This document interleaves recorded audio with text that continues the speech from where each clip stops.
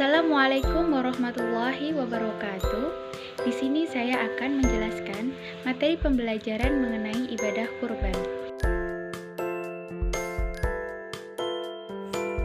Video ini berisikan tentang penyampaian materi ibadah kurban kepada kelas 11 SMP Negeri dalam mata pelajaran PAI. Materi yang akan dibahas pada video ini yaitu mengenai pengertian, dasar hukum, syarat, proses, tata cara pembagian daging, serta hikmah dari dilaksanakannya ibadah kurban. Tujuan video pembelajaran ini yaitu yang pertama, dengan pembuatan video ini diharapkan kondisi kelas akan menjadi lebih efektif serta kondusif. Yang kedua, diharapkan peserta didik akan lebih semangat serta tertarik dalam mengikuti pembelajaran. Yang ketiga, diharapkan peserta didik akan dengan mudah memahami materi yang akan dijelaskan. Dan yang terakhir yaitu diharapkan peserta didik dapat mengambil hikmah serta mengaplikasikan materi ibadah kurban ini pada kehidupan sehari-hari.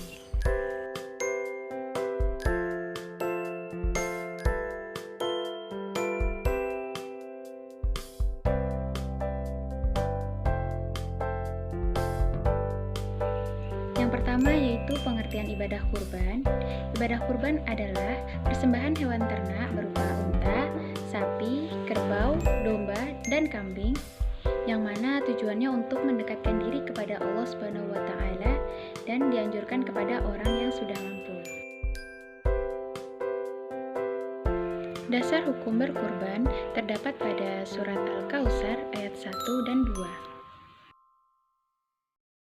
Surat tersebut berbunyi, A'udzubillahi minasyaitonirrajim. Bismillahirrahmanirrahim. Inna a'tainakal kautsar fasholli li rabbika wanhar. Shadaqallahul azim. Yang artinya, sesungguhnya kami telah memberikan kepadamu nikmat yang sangat banyak, maka dirikanlah sholat karena Tuhanmu dan berkurbanlah. Yang kedua yaitu syarat berkurban. Yang pertama, hewan hendaknya dalam kondisi yang sehat, baik dan tidak cacat. Oleh karena itu, sangat dianjurkanlah kita memberikan hewan dalam kondisi yang terbaik. Hewan yang memenuhi untuk berkurban yaitu unta hendaknya berumur 5 tahun, sapi yang telah berumur 2 tahun, dan kambing yang telah berumur 1 tahun. Jumlah hewan kurban berupa kambing untuk 1 kepala keluarga, sedangkan hewan kurban berupa unta, sapi, kerbau untuk 7 kepala keluarga. Waktu penyembelihan berlangsung saat Idul Adha atau 10 Zulhijjah dan berakhir pada matahari tenggelam pada 13 Zulhijjah.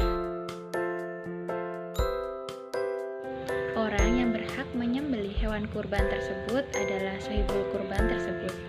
Namun apabila shahibul kurban tidak menginginkan atau belum berani, bisa diwakilkan.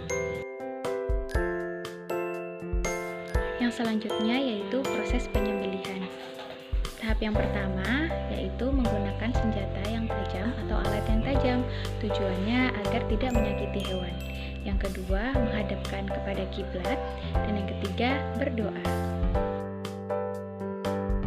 Doa-doa yang dapat dibaca saat melakukan penyembelihan yaitu yang pertama dengan membaca basmalah dengan sempurna, yaitu Bismillahirrahmanirrahim, yang artinya dengan menyebut nama Allah yang Maha Pengasih lagi Maha Penyayang.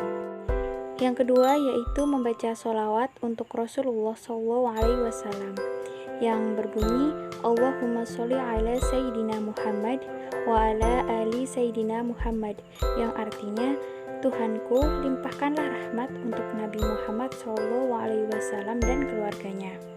Yang ketiga yaitu membaca takbir sebanyak 3 kali dan tahmid, yang bacanya yaitu Allahu Akbar, Allahu Akbar, Allahu Akbar, walillahil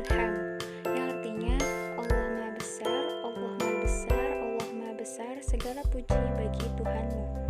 Yang terakhir yaitu membaca doa menyembelih hewan berkurban, yaitu Allahumma hazihi minka wa ilaika fataqabbal minni ya karim, yang artinya, ya Tuhanku, hewan ini adalah nikmat darimu, dan dengan ini aku bertakarub kepadamu, karena hai Tuhan yang maha pemurah, terimalah takorabku. Selanjutnya, penyembelih dapat menyembelih hewan kurban secara langsung yang bertujuan agar hewan tersebut tidak merasa kesakitan dan menggunakan senjata yang tajam.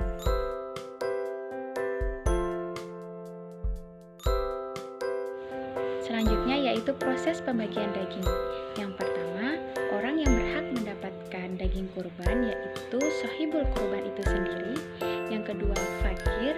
Yang ketiga, orang yang meminta-minta maupun tidak meminta-minta. Dan yang terakhir yaitu orang yang miskin.